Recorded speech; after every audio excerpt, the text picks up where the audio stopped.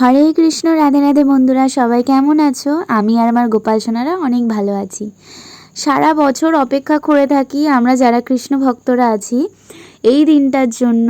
আজকে কিন্তু সেই দিনটা, জন্মাষ্টমী। প্রত্যেক বছরই এই দিনটার জন্য অপেক্ষা করে থাকি আমরা, যে কিভাবে সাজাবো না সাজাবো, জন্মাষ্টমীতে কি করব না করব, গোপাল সোনাদের জন্য কি কিনবো, কি ড্রেস কিনবো, সমস্তটা কিন্তু আমরা আগে থেকে প্ল্যান করে রাখি। তোমরা তো সমস্তটা দেখে বুঝতেই পারছো। গোপাল সোনাদের অভিষেক করব, তো 5 রকমের ফল আছে, ডাবের জল রয়েছে, আর এখানে তো ফার্স্টেই দেখলে পিষ্টদ্বীপ বানিয়েছি। পিষ্টদ্বীপের কথাটা আমি পরে বলছি। ফুল টুল সমস্তটা রয়েছে। এই যে গোপালের নতুন জামাও নিয়ে এসেছি। তারপরে গোপাল সোনাদের জন্য জুঁই ফুলের মালা নিয়ে এসেছি। গোপাল সোনাদের কিন্তু জুঁই ফুলের মালা ভীষণ পছন্দ, আর আমার তো সবসময় ভালো লাগে জুঁই ফুলের গন্ধ। পুষ্প অভিষেকের জন্য এখানে 2 রকমের গাঁদা ফুল রয়েছে, আর রয়েছে পদ্ম। পদ্মও কিন্তু ভীষণ পছন্দ। আর এখানে দেখতে পাচ্ছ একটা গামলার মধ্যে টুল রয়েছে, তার উপরে একটা থালা বসিয়েছি যেখানে গোপাল সোনারা বসবে। আর এটা কিন্তু একটা পাপড়ির একটা পদ্ম ফুল এঁকে রেখেছি, এখানে কিন্তু গোপাল সোনারা বসবে।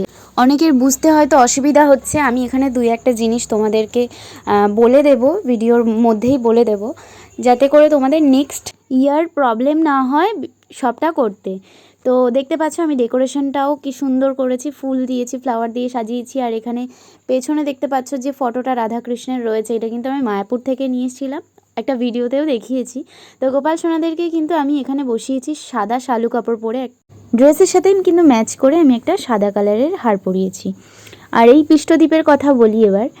ময়দার ডো বানিয়ে সেটা প্রদীপের আকার করে নিয়ে 9টা কিন্তু প্রদীপ বানাবে, আর এরকম সুন্দর করে ফুল দিয়ে সাজিয়ে কিন্তু একটা থালার মধ্যে সাজিয়ে গোপাল সোনাদের এইভাবে আরতি করবে। সুগন্ধি তেল, তারপরে মধু, ঘি সমস্তটা কিন্তু পরপর আমি গোপাল সোনাদেরকে দিতে থাকবো।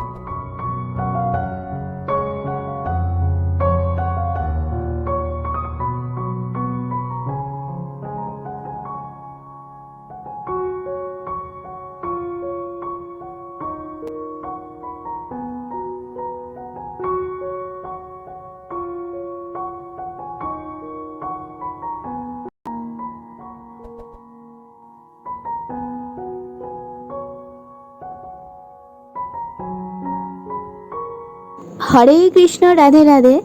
এটা হচ্ছে সহস্র ধূলি স্নান। সহস্র ধূলি স্নানে তোমরা দর্শন পাচ্ছ।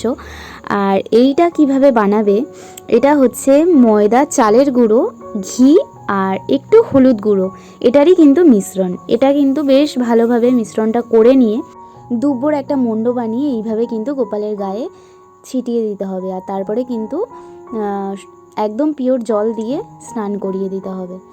তো দেখতে পেলে কিভাবে করবে এটা। আর তারপরে কিন্তু সহস্র ধারায় স্নান। 5 রকমের ফল নিয়ে এরকম একটা ঝুড়ির মধ্যে করে তোমরা গোপালদের স্নান করাবে।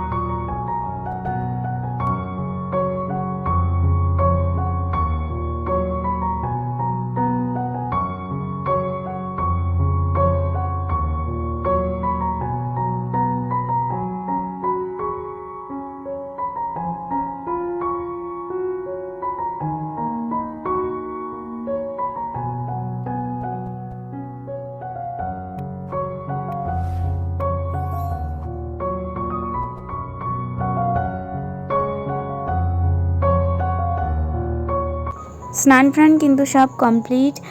ওরা কিন্তু এবার একটু সুগন্ধি আতর ওদের গায়ে আমি দিয়ে দিচ্ছি, ওরা কিন্তু ভীষণ পছন্দ করে এটা।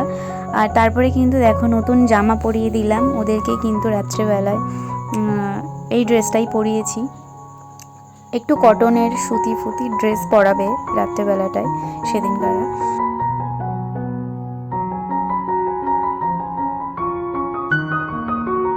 দেখতেই পাচ্ছ সোনারা কিন্তু সাজুগুজু করে ওদেরকে ভোগ দিয়ে দিয়েছি। ভোগে কিন্তু দিয়েছি বাটার আর মিশ্রি, কোনো চালের জিনিস আজকে কিন্তু দেবো না গোপাল সোনাদেরকে। দেখো গোপাল সোনাদেরকে কি মিষ্টি লাগছে। তোমরাও গোপাল সোনাদেরকে সুন্দর করে সাজিয়ে সেবা টেবা দিও। আর আজকের দর্শনে তোমাদের সকলের যেন মঙ্গল হয়, সকলে ভালো থেকো, সুস্থ থেকো। হরে কৃষ্ণ, রাধে রাধে।